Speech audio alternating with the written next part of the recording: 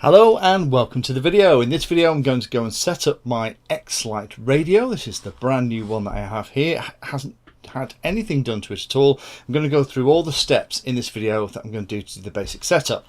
So how you adjust the sticks, the mode, talk about the batteries, going to go through the SD card, how you get the contents on there, talk about a couple of questions that I've had from subscribers on the initial video that I did for this radio, and that was, is it able to be set up for pinchers, i.e. people that hold the sticks like that rather than on the thumb ends, and also is it useful for planes as well.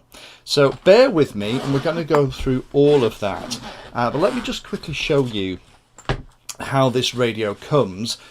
Get rid of all the gumph and the stick protectors. Keep hold of those, we're going to need those in a minute. You'll notice that the package of goodies is a little bit different from some of the other videos that you may have watched on the X-Lite, and that appears to be because this is kind of an updated revision of the very first sets that came out. The connectors for the batteries at the bottom here are a little bit better, and the way that you do the adjustment for things like the screws to adjust how the gimbals work have changed as well. They're now using these big kind of grub screw things, hopefully the camera can pick that up, and there's like two little sprues of the covers that you need to cover up the bits and pieces at the back. But before I get too ahead of myself, let me remind you that there is already an OpenTX Mix Skill series on the channel that talks about how you set things up, because the way this radio functions is very, very similar to the good old-fashioned QX7 or X7S, which is kind of the upgraded version of it. Now, I'm a big fan of this radio. I think it's fantastic. In fact, I talked about this radio in my recommended kit video that I did a week or two ago, and this is a really nice radio. The interface is identical, although an awful lot smaller on this little fella, but the way it works is exactly the same. So if you want to set something up, you don't have to worry about the fact that this is a completely different radio from the other ones, because it's running OpenTX exactly the same. So if you want to know how to set up dual rates, if you want to know how to set up the timers, if you want to know how to set up different model types, it's all in that series. I'll put a link in the description as well. So first of all, let's do a whistle-stop tour of all the ports and controls. The two sticks come pre-sprung for the middle position, so we're going to have to slacken one of those off. I'm going to set it up for mode 2, which is the throttles on this side, but you can set it up for any of the 4 modes that you want. By default, it's not configured really for any of them because we're sprung for the middle. We have what looks like a navigation button. That isn't. That's actually for the trims. Then we have this button over here, which is actually the navigation button. It's a little joystick, up, down, left, right, and has a push in. We have a back button. We have a little speaker grill. On the bottom, we have the 3.5mm jack for headphones. We have the micro USB connector. That is going to be useful for flashing firmware and also for accessing the SD card contents if you want to change it as well. And this one here is the port if you want to flash receivers. If you want to update or change the firmware on them, you can use that port there. Now again, I have a complete video on how to flash receivers on both the QX7 and the X7S. It's identical on this radio, it's just that you're going to be plugging it into there instead. There's also an SD card port. Doesn't come with an SD card installed. You're going to have to get your hands on one of those. Doesn't have to be particularly big, doesn't have to be particularly fancy, but we're going to have to put all the files on there to make this thing work to its full potential. On the back, we have the 4 screws that you're going to use to adjust both the sprung position and also the resistance of each of the gimbals. And then we have the cover for the mini adapter at the back. This will accept the FrSky R9M Mini. It'll plug into here. There are already people making adapters so that you can plug full-size JR Bay style adapters into the back here, because this would actually be really nice to have Team Black Sheep Crossfire on the back here as well. But those are the pins. I'm sure there's going to be lots more other adapters and modules coming out as well. On the top, we have 2 rotating sliders, 2 3-position switches, which are probably going to be used for your flight modes, and 2 really short 2-position switches. These are miles too short in my humble opinion. I'm going to use one of these potentially for arming as I'm flying around, but that's going to be blooming hard to catch in the event of an issue and turn it off quickly. You really have to kind of find it. having those a little bit longer I think would have been nice. Under there, as we saw in the initial video, is the RPSMA external antenna. You select which antenna you want from inside the menus. I wouldn't select the external antenna until you've actually got one plugged in on here. They're available from the FrSky website and other places as well. It is running OpenTX, a 2.2 variant, so we shouldn't have to update the software to get this thing working. That's one less job, but we are going to have to install the batteries because by default the batteries aren't in here. Now, to access the batteries, and this was one of the things that I think in the very first batch was a little bit of a problem, you actually tighten them up by turning them clockwise and undo them by turning them anti-clockwise. So if we just take these both off, that's the batteries that go in there. The batteries that you need are these things. Now these are actually 18500 batteries. I've got 1500 milliamp hour ones. You want the ones that have the completely flat top. If they have anything protruding or any internal bits and pieces that make them any longer, then they're not going to fit in. Now I actually got these from Race Day Quad, so I need to give a shout out to those guys. I popped in and saw them when I was over in Orlando a couple of weeks ago, and they actually stock these, so I've got a couple of sets. Now the way you put them in, make sure you figure out which is the positive end. So it's usually got it written on the actual battery. The negative is usually the outside of the can, so you can usually spot it. The smaller piece is usually positive. You want to push them both positive into the radio, so the negatives are at the bottom, and then twist the caps back on the bottom and you're in business. Now, one of the finishes on my caps, hopefully the camera's picking that up, there's already started to come off. That's not particularly brilliant, but anyway. So that should mean that with the batteries in, if I press and hold the power button, it'll fire up. We've got a throttle warning. Hopefully you can see that on the camera. That's because the throttle is in the lowest position. And I've also got a switch warning as well. One of my switches in the back position, and failsafe. It's very unhappy.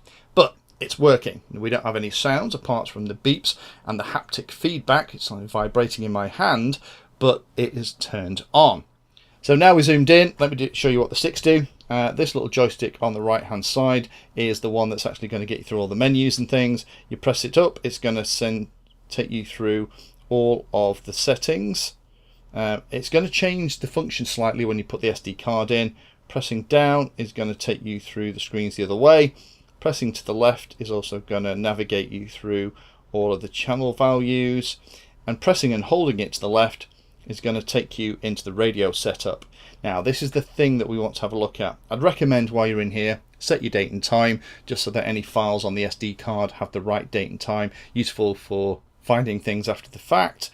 But I would go to the very bottom, or the other trick is if you scroll up, you'll find it quicker because it rolls around.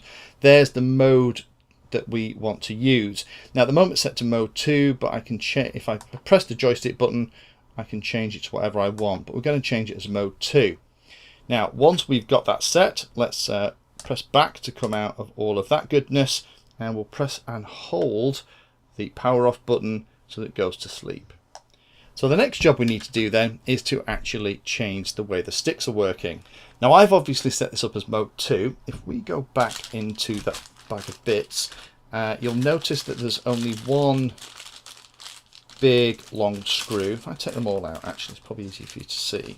The two sprues with the covers on for when we've put the screw in. There's a little bit of heat shrink. That's so that if you want to put heat shrink over a couple of your switches for a little bit more of a grippy feeling, you can. I might do that, that's a nice idea. And you get one screw which looks like that. Come on camera. Now you're going to need a 1.5mm hex driver for this, so let me grab one of those.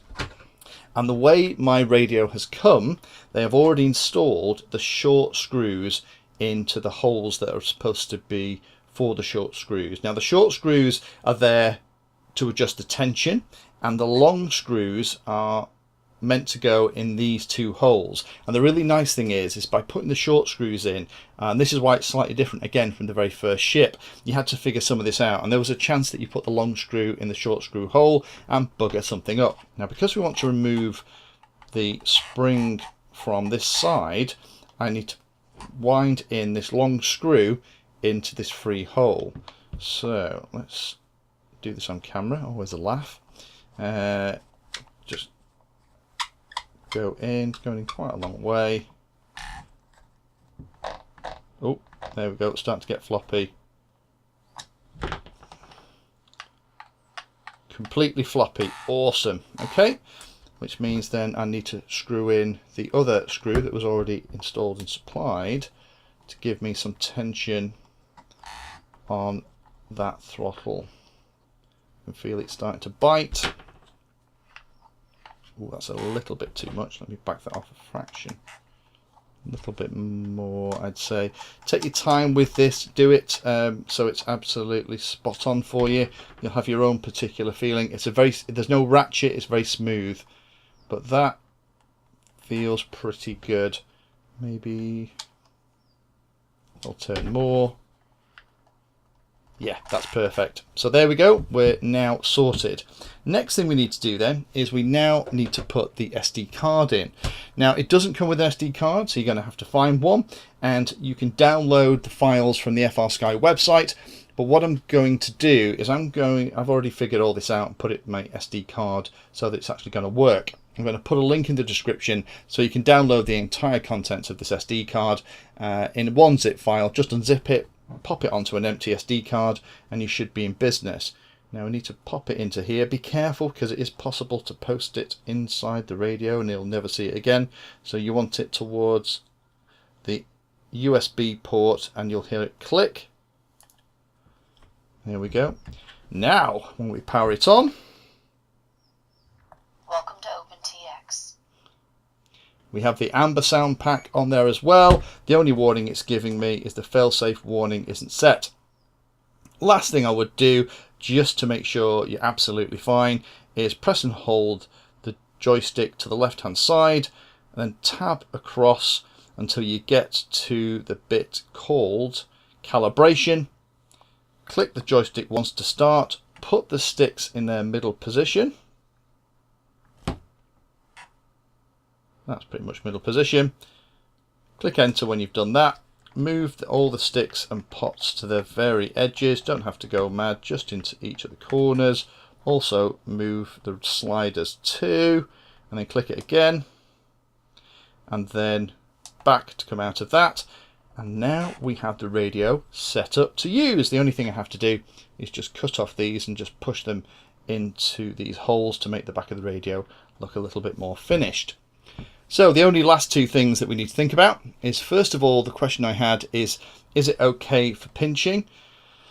With the default ends on here, I don't think it's fantastic. You can adjust it. If you have a 1.27mm driver, hex driver, you can actually undo this nut and this top will rotate off. I'd potentially get different tops on the sticks to give you a little bit more height. Even with these sticks at the very highest position, it isn't brilliant, to be honest. You need about another 5 or 6 millimeters of height for it to be pinchable comfortably. If you don't mind it feeling a little bit cramped, then you can get away with it. Luckily, I'm a thumber. The throws on this are shorter than on things like the X7S, so you're going to have to get used to that. But if you are the PlayStation generation, if you play Xbox 360 or Xbox One or PS4, then this is going to feel really, really natural in your hand. It does feel like a game controller, and the switches, actually, particularly those little stubby numbers, do seem to fit right under your fingers. So maybe they're not going to be as bad as I thought. Last question I've got is it useful for planes? Let me zoom in again for this to answer this question. Now, obviously, with a plane, you might want more controls than the switches and the two sliders that are on here. But the really nice thing is this trim button, by default on this latest version, in mode 2 is working for the elevator and the aileron. So left and right is going to adjust your aileron, and up and down is going to adjust your elevator. Now, if you are not bothered about getting to the trim for the rudder quickly, then that actually means Trim center. it's probably going to work okay. Trim center. To get to the rudder trim, you press the shift button and then you can actually trim the rudder. Hopefully you can see that on the video. Trim center. And you can also trim the throttle as well. But for a flying wing or for something like a simple plane, you could absolutely use this for it, because although the trims aren't by the side, actually, you know what, it's quite nice to have it here. You could be flying around, flying straight and level, and then just take your thumb off the throttle once you're at cruising setting and just use this to set the elevator and aileron as well. So join me in future videos where we'll continue to use this little radio and to set things up. I'm particularly excited to use this for some of the really small models. It's much easier to cart about. But if you have something particularly that you want me to show on the radio, then pop a comment down below and I'll make a video to show you how to do it. If you found that video useful or like the content, then please hit the like and subscribe button down below. If you want to go the extra step, you can become a Patreon of the Painless 360 channel and help provide support for what I do here. All the videos created here are put into playlists, so if you're interested in a particular topic, have a look at the playlist, and they all are organised in there to make them easier to use. If you're not sure if there's a video for your particular problem or topic you want to know more about, then add Painless 360 to the Google search term that you're interested in, and that should find the video, article or content about the particular thing that you're interested in having a look at.